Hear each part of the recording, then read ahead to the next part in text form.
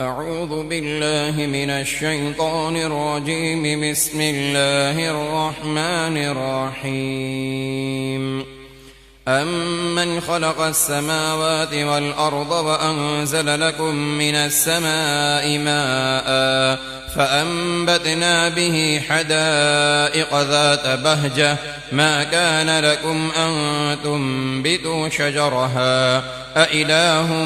مع الله بل هم قوم يعدلون. أمن جعل الأرض قرارا وجعل خلالها أنهارا وجعل لها رواسي وجعل بين البحرين حاجزا أإله مع الله بل أكثرهم لا يعلمون. أمن يجيب المضطر إذا دعاه ويكشف السوء ويجعلكم خلفاء الأرض أإله مع الله قليلا ما تذكرون. أمن يهديكم في ظلمات البر والبحر ومن يرسل الرياح بشرا بين يدي رحمته أإله مع الله تعالى الله عما يشركون. أمن يبدأ الخلق ثم يعيده ومن يرزقكم من السماء والأرض أإله مع الله قل هاتوا برهانكم إن كنتم صادقين. قل لا يعلم من في السماوات والأرض الغيب إلا الله وما يشعرون أيان يبعثون بل ادارك علمهم في الآخرة بل هم في شك منها بل هم منها عمون. وقال الذين كفروا أئذا كنا ترابا وآباؤنا أئنا لمخرجون لقد أعدنا هذا نحن وآباؤنا من قبل إن هذا إلا أساطير الأولين. قل سيروا في الأرض فانظروا كيف كان عاقبة المجرمين ولا تحزن عليهم ولا تكن في ضيق مما يمكرون. ويقولون متى هذا الوعد إن كنتم صادقين. قل عسى أن يكون ردف لكم بعض الذي تستعجلون وإن ربك لذو فضل على الناس ولكن أكثرهم لا يشكرون. وإن ربك ليعلم ما تكن صدورهم وما يعلنون. وما من غائبة في السماء والأرض إلا في كتاب مبين. إن هذا القرآن يقص على بني إسرائيل أكثر الذي هم فيه يختلفون وإنه لهدى ورحمة للمؤمنين.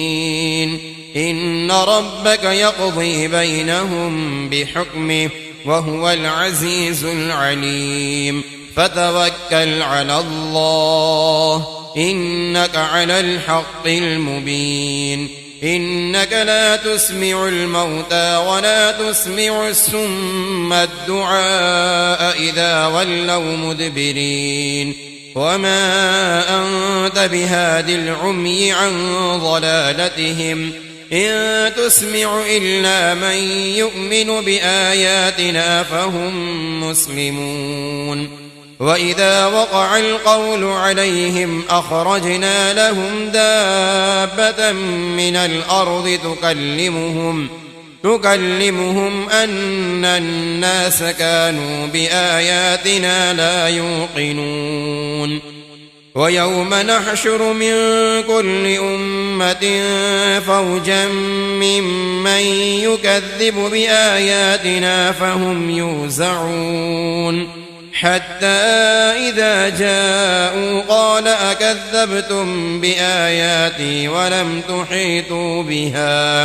ولم تحيطوا بها علما أم ماذا كنتم تعملون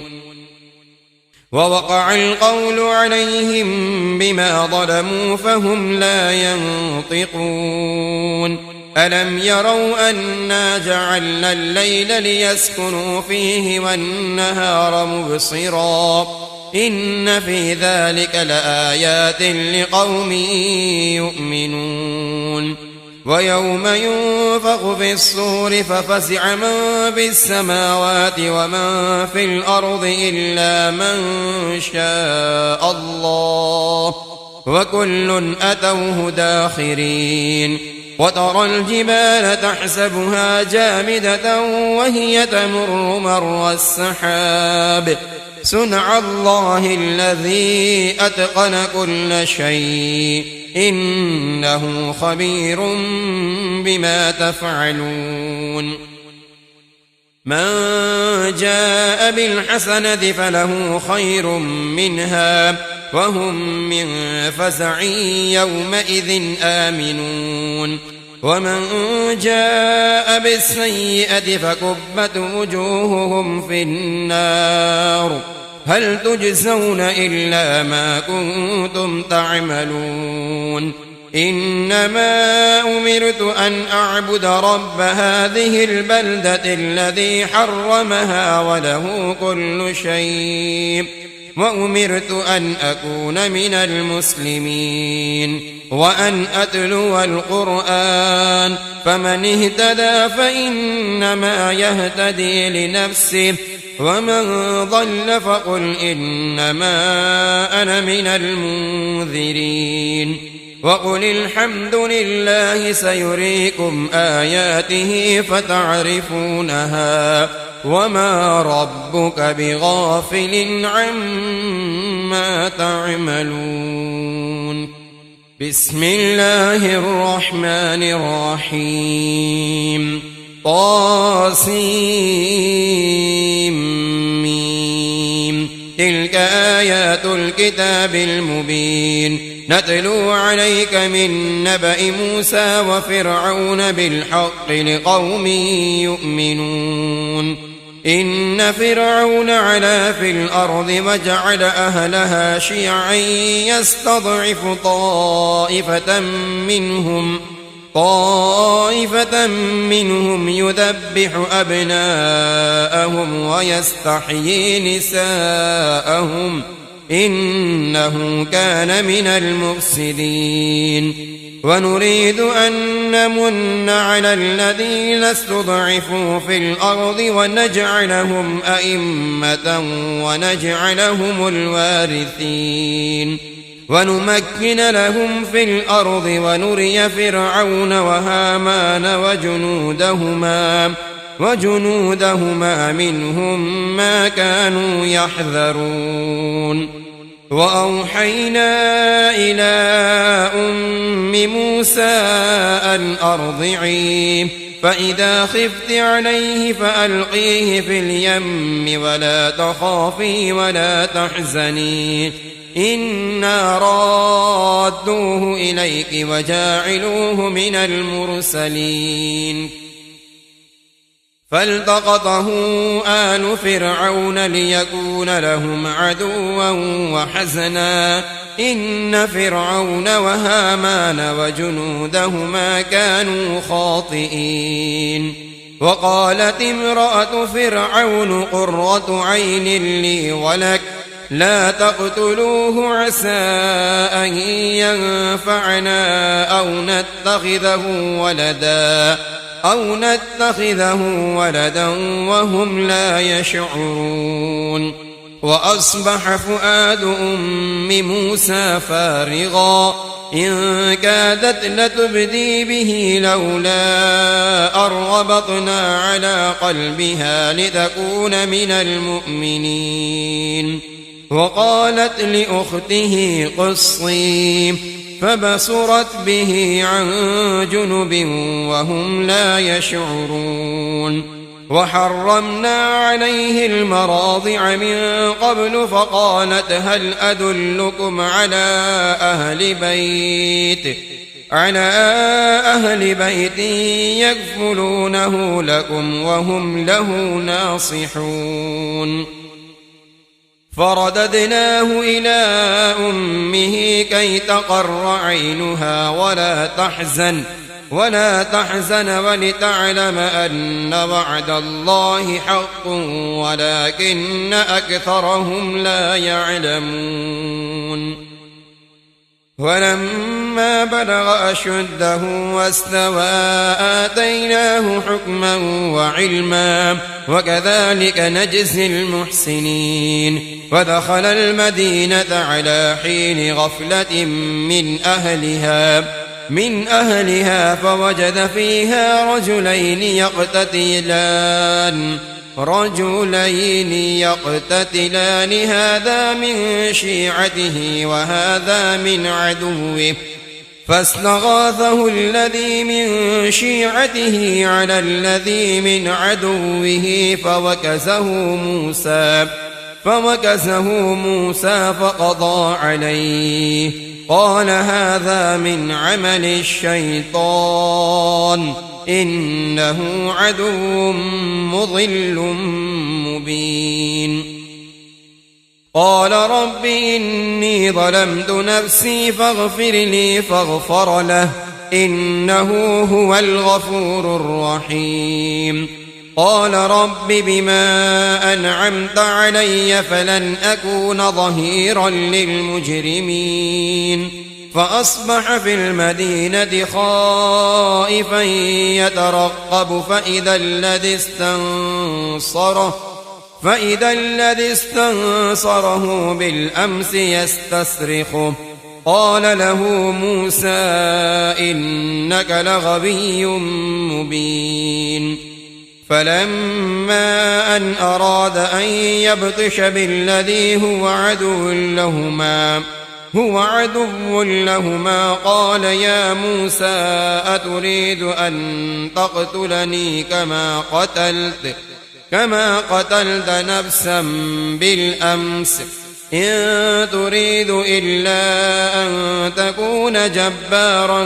في الأرض وما تريد أن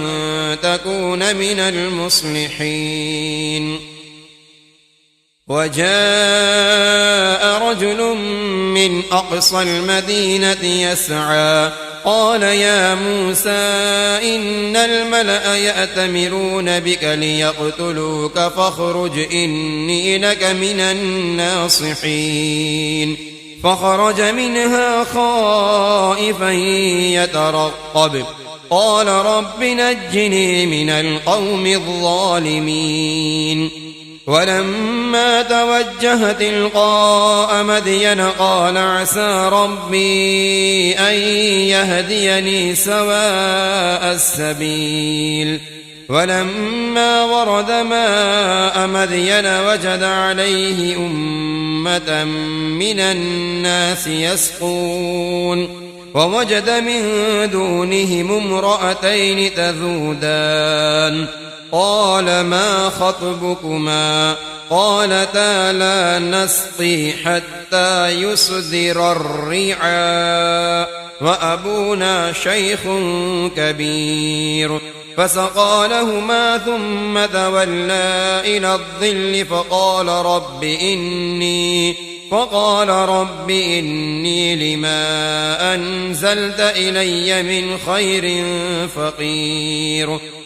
فجاءته إحداهما تمشي على استحياء قالت إن أبي يدعوك ليجزيك أجر ما سقيت لنا فلما جاءه وقص عليه القصص قال لا تخف نجوت من القوم الظالمين قالت إحداهما يا أبت استأجر إن خير من استأجرت القوي الأمين قال إني أريد أن أنكحك إحدى ابنتين هاتين إحدى ابنتي هاتين على أن تأجرني 8 حجج فإن أتممت 10 فمن عندك وما أريد أن أشق عليك ستجدني إن شاء الله من الصالحين قال ذلك بيني وبينك أيما الأجلين قضيت فلا عدوان علي والله على ما نقول وكيل فلما قضى موسى الأجل وسار بأهله آنس من جانب الطور نارا قال لأهلهم كثوا إني آنست نارا لعلي آتيكم منها بخبر أو جذوة من النار لعلكم تصطلون فلما أتاها نودي من شاطئ الوادي الأيمن في البقعة المباركة من الشجرة أن يا موسى إني أنا الله رب العالمين وأن ألق عصاك فلما رآها تهتز كأنها جان ولا مدبرا ولم يعقب يا موسى أقبل ولا تخف إنك من الآمنين اسلك يدك في جيبك تخرج بيضاء من غير سوء واضمم إليك جناحك من الرهب فذلك برهانان من ربك إلى فرعون وملئه إنهم كانوا قوما فاسقين قال رب إني قتلت منهم نفسا فأخاف أن يقتلون وأخي هارون هو أفصح مني لسانا فأرسله معي يرد أن يصدقني إني أخاف أن يكذبون قال سنشد عضدك بأخيك ونجعل لكما سلطانا فلا يصلون إليكما بآياتنا أنتما ومن اتبعكما الغالبون فلما جاءهم موسى بآياتنا بينات قالوا ما هذا إلا سحر مفترى وما سمعنا بهذا في آبائنا الأولين وقال موسى ربي أعلم بمن جاء بالهدى من عنده ومن تكون له عاقبة الدار إنه لا يفلح الظالمون وقال فرعون يا أيها الملأ ما علمت لكم من إله غيري فأوقد لي يا هامان على الطين فاجعل لي صرحا لعلي أطلع إلى إله موسى وإني لأظنه من الكاذبين واستكبر هو وجنوده في الأرض بغير الحق وظنوا أنهم إلينا لا يرجعون فأخذناه وجنوده فنبذناهم في اليم فانظر كيف كان عاقبة الظالمين وجعلناهم أئمة يدعون إلى النار ويوم القيامة لا ينصرون وأتبعناهم في هذه الدنيا لعنة ويوم القيامة هم من المقبوحين ولقد آتينا موسى الكتاب من بعد ما أهلكنا القرون الأولى بصائر للناس بصائر للناس وهدى ورحمة لعلهم يتذكرون وما كنت بجانب الغربي إذ قضينا إلى موسى الأمر وما كنت من الشاهدين ولكننا أنشأنا قرونا فتطاول عليهم العمر وما كنت ثاويا في أهل مدين تتلو عليهم آياتنا ولكننا كنا مرسلين وما كنت بجانب الطور إذ نادينا ولكن رحمة من ربك لتنذر قوما ما أتاهم من نذير من قبلك لعلهم يتذكرون ولولا أن تصيبهم مصيبة بما قدمت أيديهم فيقولوا ربنا لولا أرسلت إلينا رسولا فنتبع آياتك ونكون من المؤمنين فلما جاءهم الحق من عندنا قالوا لولا أوتي مثل ما أوتي موسى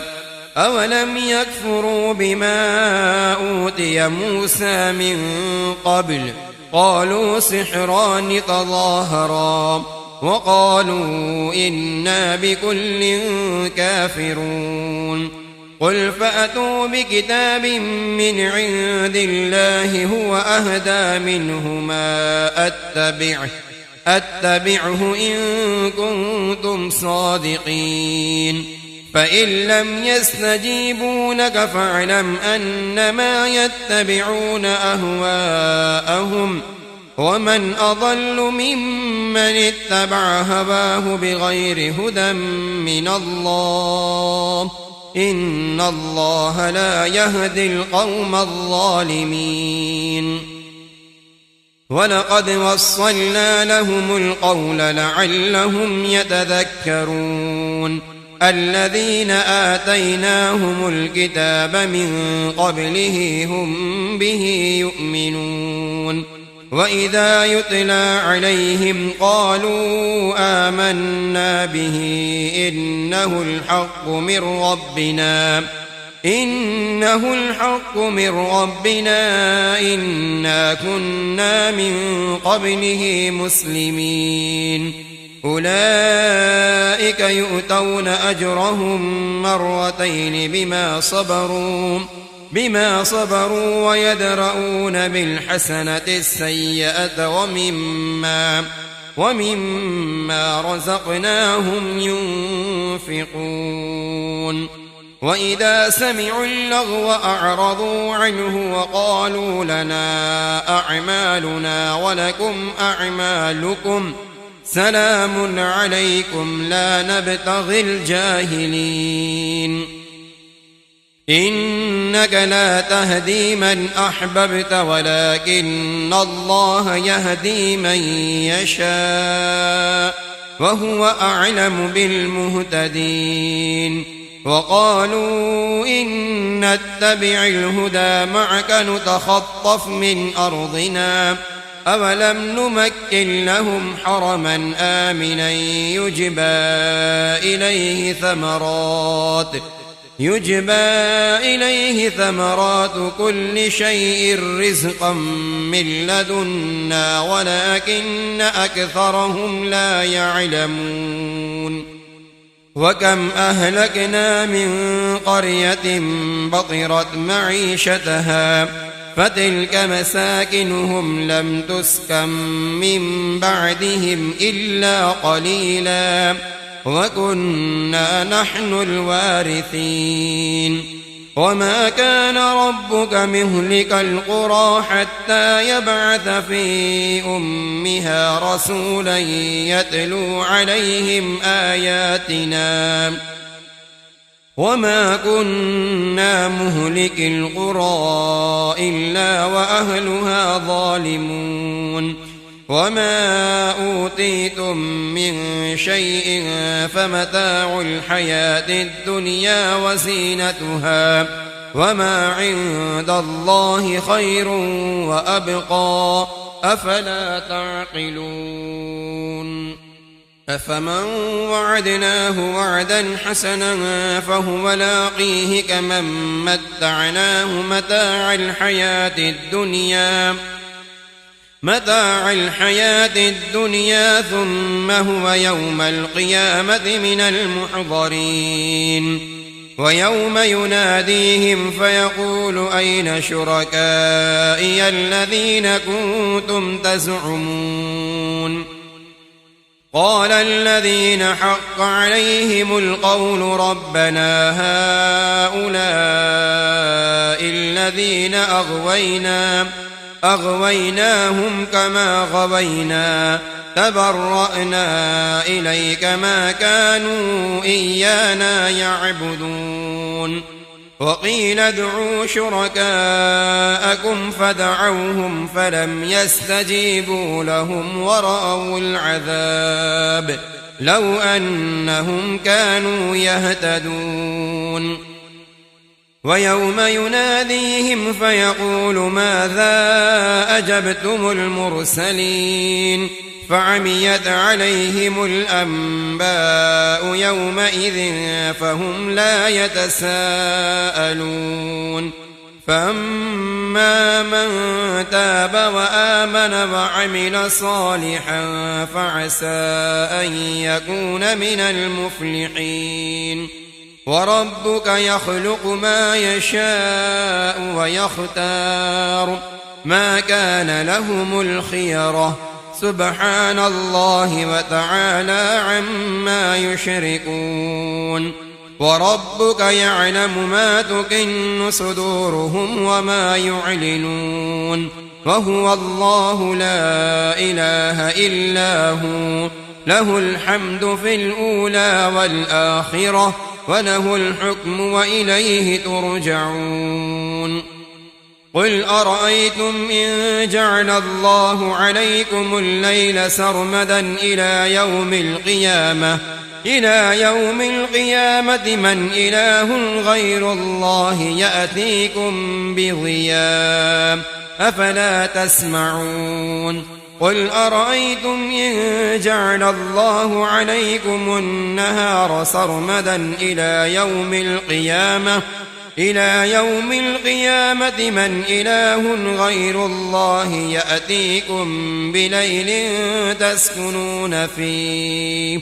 أفلا تبصرون ومن رحمته جعل لكم الليل والنهار لتسكنوا فيه ولتبتغوا من فضله ولعلكم تشكرون ويوم يناديهم فيقول أين شركائي الذين كنتم تزعمون ونزعنا من كل أمة شهيدا فقلنا هاتوا برهانكم فعلموا أن الحق لله وضل عنهم ما كانوا يفترون إن قارون كان من قوم موسى فبغى عليهم وآتيناه من الكنوز ما إن مفاتحه لتنوء بالعصبة أولي القوة إذ قال له قومه لا تفرح إن الله لا يحب الفرحين وابتغ فيما آتاك الله الدار الآخرة ولا تنس نصيبك من الدنيا وأحسن كما أحسن الله إليك ولا تبغ الفساد في الأرض إن الله لا يحب المفسدين قال إنما أوتيته على علم عندي أولم يعلم أن الله قد أهلك من قبله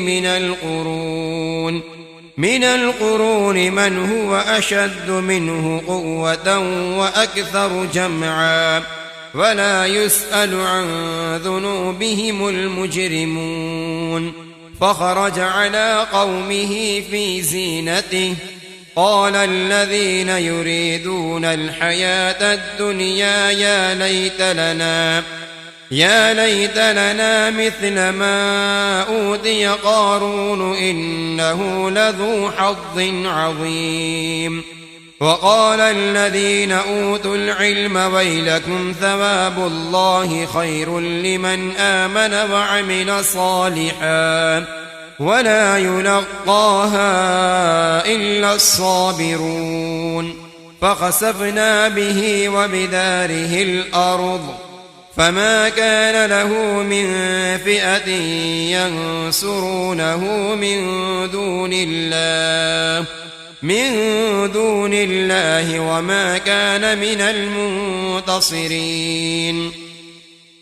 وأصبح الذين تمنوا مكانه بالأمس يقولون ويك أن الله يبسط الرزق لمن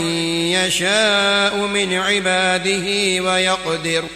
لولا أمن الله علينا لخسف بنا ويكأنه لا يفلح الكافرون تلك الدار الآخرة نجعلها للذين لا يريدون علوا في الأرض ولا فسادا والعاقبة للمتقين من جاء بالحسنة فله خير منها ومن جاء بالسيئة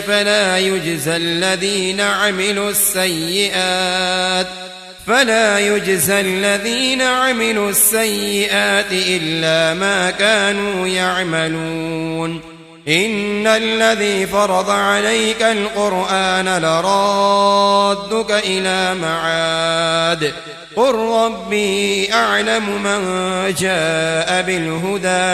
بالهدى ومن هو في ضلال مبين وما كنت ترجو أن يلقى إليك الكتاب إلا رحمة من ربك فلا تكونن ظهيرا للكافرين ولا يصدنك عن آيات الله بعد إذ أنزلت إليك وادع إلى ربك ولا تكونن من المشركين ولا تدع مع الله إلها آخر لا إله إلا هو كل شيء هالك إلا وجهه له الحكم وإليه ترجعون بسم الله الرحمن الرحيم ألف لام ميم أحسب الناس أن يتركوا أن يقولوا آمنا وهم لا يفتنون ولقد فتنا الذين من قبلهم فليعلمن الله الذين صدقوا وليعلمن الكاذبين أم حسب الذين يعملون السيئات أن يسبقونا ساء ما يحكمون من كان يرجو لقاء الله فإن أجل الله لآت وهو السميع العليم ومن جاهد فإنما يجاهد لنفسه إن الله لغني عن العالمين والذين آمنوا وعملوا الصالحات لنكفرن عنهم سيئاتهم ولنجزينهم أحسن الذي كانوا يعملون ووصينا الإنسان بوالديه حسنا وإن جاهداك لتشرك بي ما ليس لك به علم فلا تطعهما إلي مرجعكم فأنبئكم بما كنتم تعملون والذين آمنوا وعملوا الصالحات لندخلنهم في الصالحين ومن الناس من يقول آمنا بالله فإذا أوذي في الله جعل فتنة الناس كعذاب الله ولئن جاء نصر من ربك ليقولن إنا كنا معكم أوليس الله بأعلم بما في صدور العالمين وليعلمن الله الذين آمنوا وليعلمن المنافقين وقال الذين كفروا للذين آمنوا اتبعوا سبيلنا ولنحمل خطاياكم وما هم بحاملين من خطاياهم من شيء إنهم لكاذبون وليحملن أثقالهم وأثقالا مع أثقالهم وليسألن يوم القيامة عما كانوا يفترون ولقد أرسلنا نوحا إلى قومه فلبث فيهم 1000 سنة إلا 50 عاما فأخذهم الطوفان وهم ظالمون فأنجيناه وأصحاب السفينة وجعلناها آية للعالمين وإبراهيم إذ قال لقومه اعبدوا الله واتقوه ذلكم خير لكم إن كنتم تعلمون إنما تعبدون من دون الله أوثانا وتخلقون إفكا إن الذين تعبدون من دون الله لا يملكون لكم رزقا فابتغوا عند الله الرزق واعبدوه واشكروا له إليه ترجعون وإن تكذبوا فقد كذب من قبلكم وما على الرسول إلا البلاغ المبين أولم يروا كيف يبدئ الله الخلق ثم يعيده إن ذلك على الله يسير قل سيروا في الأرض فانظروا كيف بدأ الخلق ثم الله ينشئ النشأة الآخرة إن الله على كل شيء قدير يعذب من يشاء ويرحم من يشاء وإليه تقلبون وما أنتم بمعجزين في الأرض ولا في السماء وما لكم من دون الله من ولي ولا نصير والذين كفروا بآيات الله ولقائه أولئك يئسوا من رحمتي وأولئك لهم عذاب أليم فما كان جواب قومه إلا أن قالوا اقتلوه أو حرقوه فأنجاه الله من النار إن في ذلك لآيات لقوم يؤمنون وقال إنما اتخذتم من دون الله أوثانا مودة بينكم في الحياة الدنيا ثم يوم القيامة يكفر بعضكم ببعض ويلعن بعضكم بعضا ومأواكم النار وما لكم من ناصرين. فآمن له لوط وقال إني مهاجر إلى ربي إنه هو العزيز الحكيم. ووهبنا له إسحاق ويعقوب وجعلنا في ذريته النبوة والكتاب وآتيناه أجره في الدنيا وإنه في الآخرة لمن الصالحين. ولوطا إذ قال لقومه إنكم لتأتون الفاحشة ما سبقكم بها من أحد من العالمين. أئنكم لتأتون الرجال وتقطعون السبيل وتأتون في ناديكم المنكر. فما كان جواب قومه إلا أن قالوا ائتنا بعذاب الله إن كنت من الصادقين. قال رب انصرني على القوم المفسدين. ولما جاءت رسلنا إبراهيم بالبشرى قالوا إنا مهلكو أهل هذه القرية إن أهلها كانوا ظالمين. قال إن فيها لوطا قالوا نحن أعلم بمن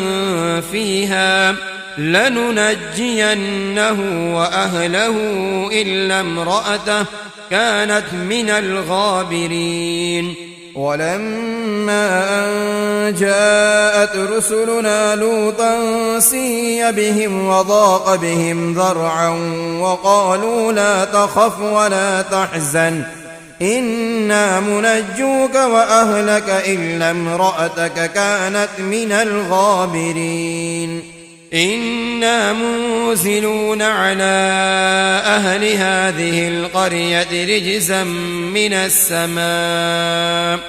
رجزا من السماء بما كانوا يفسقون. ولقد تركنا منها آية بينة لقوم يعقلون. وإلى مدين أخاهم شعيبا فقال يا قوم اعبدوا الله وارجوا اليوم الآخر ولا تعثوا في الأرض مفسدين. فكذبوه فأخذتهم الرجفة فأصبحوا في دارهم جاثمين. وعادا وثمود وقد تبين لكم من مساكنهم وزين لهم الشيطان أعمالهم فصدهم عن السبيل وكانوا مستبصرين. وقارون وفرعون وهامان ولقد جاءهم موسى بالبينات فاستكبروا في الأرض وما كانوا سابقين. فكلا أخذنا بذنبه فمنهم من أرسلنا عليه حاصبا ومنهم من أخذته الصيحة ومنهم من خسفنا به الأرض ومنهم من أغرقنا. وما كان الله ليظلمهم ولكن كانوا أنفسهم يظلمون. مثل الذين اتخذوا من دون الله أولياء كمثل العنكبوت اتخذت بيتا وإن أوهن البيوت لبيت العنكبوت لو كانوا يعلمون إن الله يعلم ما يدعون من دونه من شيء وهو العزيز الحكيم. وتلك الأمثال نضربها للناس وما يعقلها إلا العالمون خلق الله السماوات والأرض بالحق إن في ذلك لآية للمؤمنين